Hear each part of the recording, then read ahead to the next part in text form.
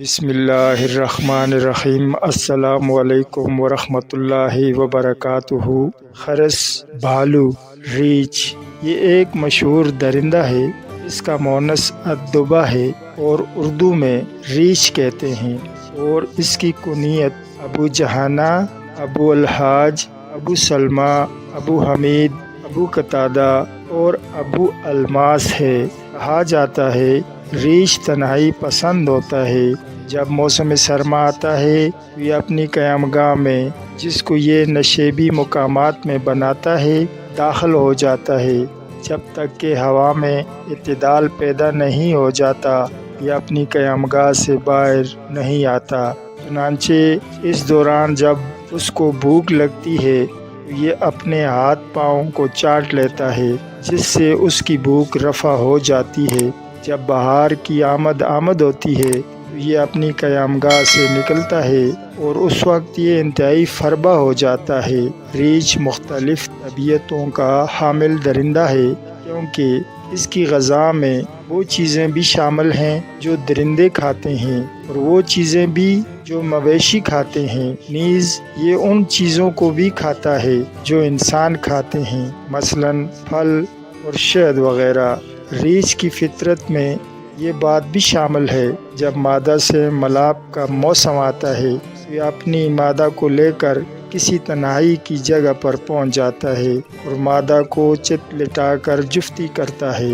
مادہ جب بچے جنتی ہے تو ان کی حالت یہ ہوتی ہے کہ وہ محض گوشت کا لوتھڑا معلوم ہوتے ہیں، یعنی ان کے ہاتھ، پاؤں، دم وغیرہ کی شناخت نہیں ہوتی ہے۔ مادہ ریچھ اپنے بچوں کو چیونٹیوں کے ڈر سے جگہ جگہ لیے پھرتی ہے اور بچوں کو چاٹتی رہتی ہے، یہاں تک کہ ان کے اعضاء نمودار ہو جاتے ہیں اور وہ سانس لینے لگتے ہیں۔ مادہ کو بچے جنتے وقت بہت زیادہ تکلیف جھیلنی پڑتی ہے، حتیٰ کہ بعض اوقات اس کی جان کے لالے پڑ جاتے ہیں۔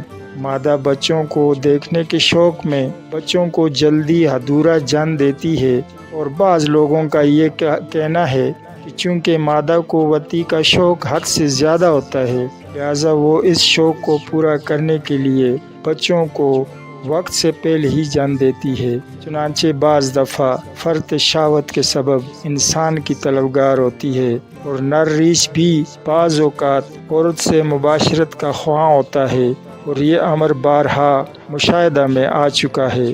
ریچھ کی ایک خاص صفت یہ ہے کہ یہ موسم سرما میں بہت فربہ ہو جاتا ہے، اور اس فربئی کی وجہ سے اس کو چلنے میں دشواری معلوم ہونے لگتی ہے۔ چنانچہ اس حالت میں جب وہ ایک جگہ بیٹھ جاتا ہے تو جب تک 14 دن نہیں گزر جاتے وہ اس جگہ سے جنبش نہیں کرتا۔ اس کے بعد آہستہ آہستہ اس میں حرکت پیدا ہوتی ہے، اور یہی وقت مادہ کے وضع حمل کا بھی ہوتا ہے۔ جب مادہ بچے جن کر شکستہ حال ہو جاتی ہے تو وہ بچوں کو سامنے رکھ کر جی بہلاتی رہتی ہے، اور اگر کوئی خطرہ پیش آتا ہے تو فوراً بچوں کو لے کر کسی درخت پر چڑھ جاتی ہے۔ ریچھ میں ادب سیکھنے کی عجیب ذہانت ہوتی ہے، ساتھ ہی یہ اپنے معلم کی اطاعت بغیر سختی اور ضرب کے نہیں کرتا۔ ریچھ کا شرعی حکم اس کا کھانا حرام ہے۔ امام ابو فرج بن جوزی نے کتاب الاذکیاء کے آخر میں لکھا ہے کہ ایک شخص شیر کے خوف سے بھاگ کر ایک کنویں میں کود پڑا۔ غالباً یہ کنواں خشک ہوگا، چنانچہ وہ شیر بھی شخص کے تعاقب میں کود پڑا۔ ان سے پہلے ایک ریچھ بھی کنویں میں گرا ہوا تھا۔ چنانچہ جب شیر نے ریچھ کو دیکھا تو پوچھا کہ تم یہاں کب سے ہو؟ ریچھ نے جواب دیا کہ مجھ کو تو اس میں گرے ہوئے کئی دن ہو گئے ہیں اور میں بھوک کے مارے مرا جا رہا ہوں۔ شیر نے کہا کہ بھوکا مرنے سے کیا فائدہ، اس لیے کیوں نہ ہم دونوں مل کر اس انسان سے اپنا پیٹ بھر لیں۔ اس پر ریچھ نے کہا اگر بالفرض آج ہم نے اس انسان سے اپنا پیٹ بھر بھی لیا تو پھر کل کیا ہوگا، کیونکہ ہم یہاں سے نہیں نکل سکتے۔ اس لیے میری رائے یہ ہے کہ ہم اس انسان سے معاہدہ کر لیں اور اس کو یقین دلا دیں کہ ہم اس کو کوئی نقصان نہیں پہنچائیں گے، اور پھر اس سے کہیں کہ وہ ہم تینوں کو اس کنویں سے خلاصی کی کوئی تدبیر نکالے۔ کیونکہ وہ ہمارے مقابلے میں زیادہ عقل مند اور اہل ہے۔ چنانچہ شیر نے ریچھ کا مشورہ مان لیا اور پھر ان دونوں نے قسمیں کھا کر اس آدمی کو مطمئن کر دیا۔ چنانچہ اس شخص نے کنویں کو ٹٹولنا شروع کیا تو اچانک اس کو ایک بڑا سوراخ ہاتھ آ گیا۔ چنانچہ اس شخص نے اس کو چوڑا کرنا شروع کر دیا، اور جب وہ چوڑا ہو گیا تو اس میں سے سر نکال کر باہر آ گیا، اور پھر شیر اور ریچھ کو بھی باہر نکال لیا۔ اس حکایت کا محاصل یہ ہے کہ عقل مند کو چاہیے کہ وہ اپنے جملہ معاملات میں احتیاط کا پہلو ہرگز ہاتھ سے نہ جانے دے اور اپنی نفسانی خواہشات کا تابع نہ ہو، اور خصوصاً جب اس کو یہ بھی علم ہو کہ نفس کی پیروی میں اس کی ہلاکت ہے۔ اس لیے ہر کام انجام پر غور کرنے کے بعد احتیاط سے قدم اٹھائیں۔ علامہ قزوینی رحمۃ اللہ علیہ کے عجائب المخلوقات میں لکھا ہے کہ ایک شیر نے کسی انسان پر حملہ کرنا چاہا، وہ انسان خوف سے بھاگ کر درخت پر چڑھ گیا تو شیر بھی اس درخت کے نیچے آ کر بیٹھ گیا اور اس شخص کا انتظار کرنے لگا۔ چنانچہ اس شخص کی نگاہ جب ریچھ پر پڑی تو دیکھا کہ ریچھ اپنی انگلی اپنے منہ کی طرف لے جا کر اشارہ کر رہا ہے۔ شیر کو یہ خبر نہ ہونے پائے کہ میں بھی یہاں بیٹھا ہوں۔ اس آدمی کا بیان ہے کہ میں شیر اور ریچھ کے معاملہ میں حیران تھا کہ کس طرح ان دونوں موذیوں سے پیچھا چھڑاؤں۔ اتفاقاً میری جیب میں ایک چھوٹا سا چاقو پڑا ہوا تھا، میں نے اس کو نکال کر اس سے شاخ کو جس پر ریچھ بیٹھا ہوا تھا کاٹنا شروع کر دیا۔ جب کٹتے کٹتے وہ شاخ تھوڑی سی رہ گئی تو ریچھ کے وزن سے خود بخود ٹوٹ گئی اور شاخ کے ساتھ ریچھ بھی زمین پر گر گیا۔ اس کے گرتے ہی شیر ریچھ کی طرف لپکا۔ چنانچہ کچھ دیر دونوں لڑتے رہے، پھر شیر ریچھ پر غالب آ گیا اور اس کو پھاڑ ڈالا، کچھ حصہ کھا کر وہاں سے چلا گیا۔